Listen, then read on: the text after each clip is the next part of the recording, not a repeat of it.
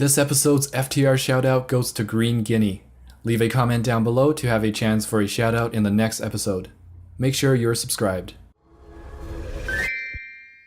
Alright, who's ready for another fish tank review? Now for this time, I'm going to start off with a lot of the tanks that were sent to me by email from my subscribers. I won't be able to go through all of it, but I will be putting the ones I don't go through over here. I just want to do that to be able to showcase all the tanks that were sent to me, even though I don't have the chance to go over them. I do really appreciate everyone that took their time to send those tanks to me, and I do look over each one of them. And if you want your tank to be potentially reviewed by me, definitely send an email with your tank. It's in the description below. So without further ado, let's get started.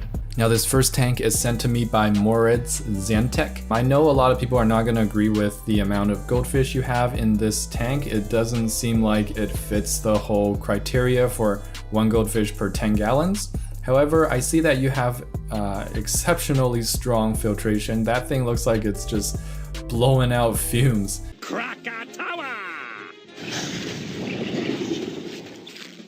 And I do like the aquascape. I like the use of the plants between the rocks and the wood. I like the light colored substrate. It's live plants, so it's right up my alley. Looks like a beautiful bow front. Starting off with a 4 out of 5. Good job. Now this next tank is sent to me by Chelsea. This is a tank at a senior's home that I think she volunteers at or works at. The whole premise of this tank is that it's showcasing a ecosystem, and it even has like a description of an ecosystem somewhere. And I mean, it looks quite interesting. I don't think it's necessarily overstocked, but I do see a few problems right off the bat. The substrate, I don't know if it's just dark colored or dirty. It seems a little bit dirty to me. I'm not sure if they are going ahead and doing water changes and vacuuming in there. Especially this picture over here looks a little bit muddy. Now there's real wood in there, real twigs. Not sure if that's been properly cleaned or not. Now some of the bigger issues here, I see a pleco and a cichlid, and if we go back to the first picture, then we see that there's goldfish. I'm not a big supporter of putting goldfish with these other tropical fish because the goldfish doesn't need a heater and these guys do need a heater. So like, what's going on with the temperature of the tank? Nobody knows. And I think my biggest issue overall is that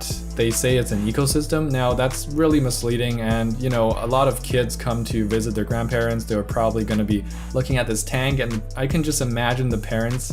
I know this because I worked in these situations before. I can just imagine the parents going like, trying to describe the ecosystem effect that's going on here. But truth be told, you never find goldfish naturally in an ecosystem. When you do, goldfish or koi or other carp, it's usually because of human disturbance, and it's an indicator that the natural processes are being disturbed and are not natural anymore. I know this might be a surprise, but goldfish are not native animals in your local pond or lake. Now I'm not blaming Chelsea, she's the one who's bringing up this issue, so I applaud her for that. I'm rating this whole experience 2.5 out of 5. I think there's potential here, but it's lacking quite a bit. This lovely tank is sent to me by Dinesh Kumar. Now he did not specifically tell me to rate it, so I'm not going to do that. He did ask me, however, on any suggestions I might have for aquascaping. I think he did a marvelous job here. I really like the balustrade covering the top. I do that too sometimes personally, and I really like the piece of wood there. A few things I would do differently is I would probably put a few more rocks, not necessarily the kind of rocks that he has already. I don't think those look that great. I would use some other kind of rock that looks better to me, like dragonstone. I would put a few more smaller plants into the foreground, maybe a little bit of carpet going on, cover the back a little bit more denser, and then get rid of the dirty looking moss on the wood itself, and then put some Anubias nana or Bucephalandra. I love the big angelfish right in the foreground. This tank is sent to me by Bashir Mahmoud. Sorry if I'm not saying that correctly. I love the separated substrate. I can tell that it's a smaller tank, but you've done a gorgeous job here making everything look really clean and compact. The textures of the plants are really good. This is a very simple scape, but it works quite well. Can't wait for you to put some fish in there. And if you put goldfish in there, I'm going to flip out. 4.5 out of 5. Now this is from an anonymous source, and the email was asking me for help on how to cure, just dying plants. This is a hygrophila that is not doing so well. First of all, these plants can exhibit this behavior when transplanted to a new tank. They'll melt back and then come back up because the roots have all the nutrients for now. But from what I see, the tank might not be getting enough light. It might be receiving natural sunlight, but at this point, it's probably not enough. In the email, there was also this fertilizer by this Chinese company that looks really fishy. I wouldn't trust them. If you really want fertilizer, try to dirt your tank. You can get like $8 worth of a whole gardening potting mixture that's really cheap and really efficient. Make sure it's organic. Put that below your substrate. It will last for a long time and give you a lot of good nutrients. Also, hygrophila really does well with more liquid fertilizers, so definitely try that. But I think the main important thing is the light source. You want a strong light so that the hygrophila will not melt back as much as it can and also recover as fast as it can. Good luck.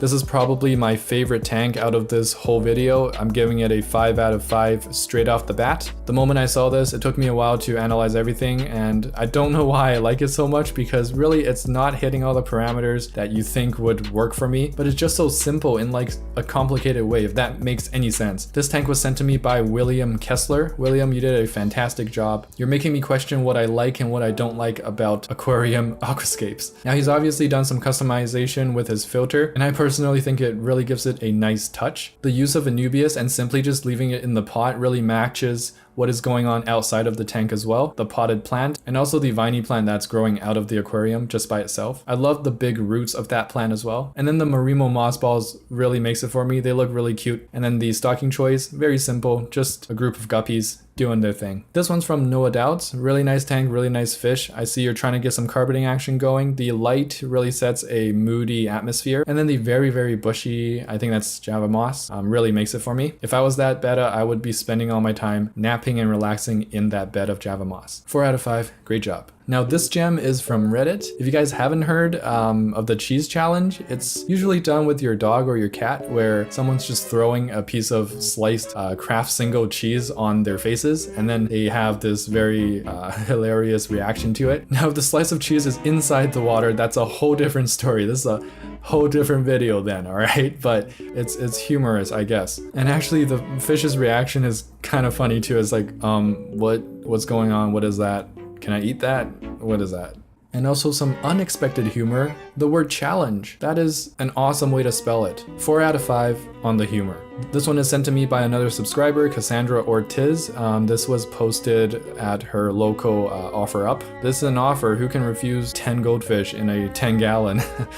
I guess the rule is bent to 1 gallon per 1 goldfish. Why do people always do this? I mean, these goldfish will die in less than 2 weeks. And whoever buys it, well, I hope they learn that that's not how you do it. This one's getting a 0 out of 5 for me. Now, okay, if you've been watching my videos, you've noticed that I joke about like people using Cheez-Its containers and Nutella containers to have a fish tank for their fish. But it's not a joke anymore, it's true. It's become reality. Call me a prophet. I love how it says dark chocolate, and that's basically what this fish is. At least the guy is sticking to the theme. But you know what? If I'm being honest, I think this container is bigger than a lot of containers I've reviewed, and that's a really sad thing. There needs to be a movement for like changing small tank culture for betta fish, and probably goldfish as well. I'm giving it a 1 out of 5 because the goldfish got like at least 1 upgrade from the last tank it was in. Thank you, Andes, for preaching pure truth. So I'm assuming that Andes is a pet store or fish store, and I just love this sign. This tank is not suitable for bettas because, and you got the reasons. And then on the bottom, good alternatives for this tank. So good on you, Andy's Fish Store. You're not just trying to make money off of people who aren't aware. I also would like to thank Andy's for preaching pure truth as well. Good job, Andy's. 5 out of 5 for justice. Alright, I hope you guys enjoyed this episode of Fish Tank Review. If you did, please give it a like and subscribe. There'll be more videos to come, and don't forget to get your hands wet.